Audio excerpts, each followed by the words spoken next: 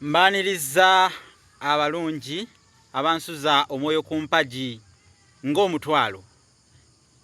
Nze munabusiro wammwe era sigenda kuwoomereza nkulo nti zitwala emmere oba okunyumiriza ettiko nti eno ndeku ya mukungu. Nkimanyi bulungi nti omugenyi atuukira ku mpaka takkuta. Kati kantandikirewo nfaananeko omukwacyazi kubanga bw'atuula ate naye awali omukomago olw'ensaamu nga ziseka. N'alyoka alaba engeri gy'akozesaamu amasaasi, amatenzi n'amattuzi. Nkwacagga n'alyoka amera ku mumwa. Bino nabigunjukira, omusimbu agunjukira kigwo. N'olwekyo sijja kutambuza mu mwanga luzingo mututumba ngeri y'amagonyagonya ntyo. Olwaleero ngenda kunnyonnyola ekigambo ekiyitibwa kitalo. N'amakulu gaakyo.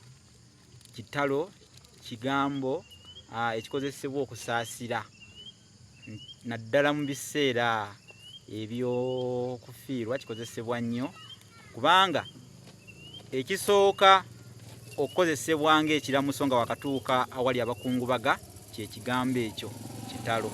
Obagamba nti bannaffe nga kitalo nabo ne baddamu nti kitalo nnyo nnyabo oba kitalo nnyo ssebo.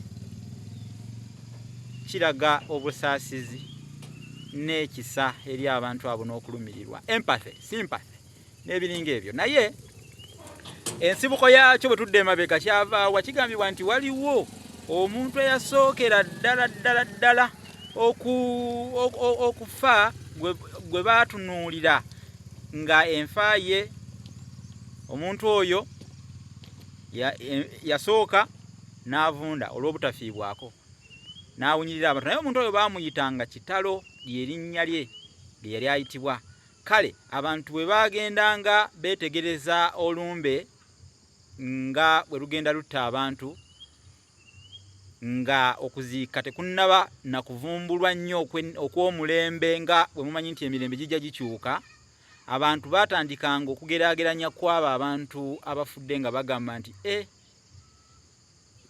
ne gundi era afudde nga kitalo, naye afudde nga kitalo, afudde nga kitalo.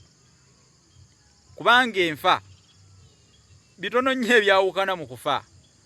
Kimanyikiddwa nti buli muntu bw'afa n'ataziikibwa era avundira ebweru. Bw'afa n'ataziikibwa era awunya. Kale mbeera eyo yabaleetera okugamba nti ne gundi afudde nga kitalo.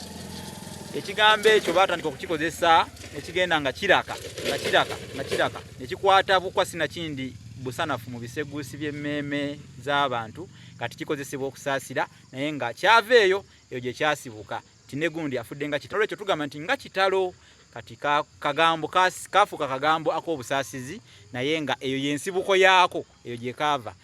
Mukyala Namuga Agnes nkutumiddeko oli awo mu USA. Ogoberera nnyo nakulabye ng'oyogera ku nsonga eyo naye nga oyagala kumanya weebale nnyo weebale ddala okugoberera ebyensonga. Bannange ekitabo ekiyitibwa Olulasange ye mbasaba mu kigule kya mitwalo 10, effumbekero ly'ebisoko kya mitwalo 3, olulimi Oluganda n'ebigunjiddwa ku mulembe Omutebi nakyo weekiri kya mitwalo 3, Bassekabaka b'ensi muwawa nakyo weekiri kya mitwalo 3. Nze omusomesa omukenkufu mu lulimi Oluganda olw'edda Munnabusiro somesa owammwe Sengule 222 mbaagaliza ekiseera ekirungi era ngenda kubasiibula nga ngamba nti Ssaabasajja Kabaka awangaale.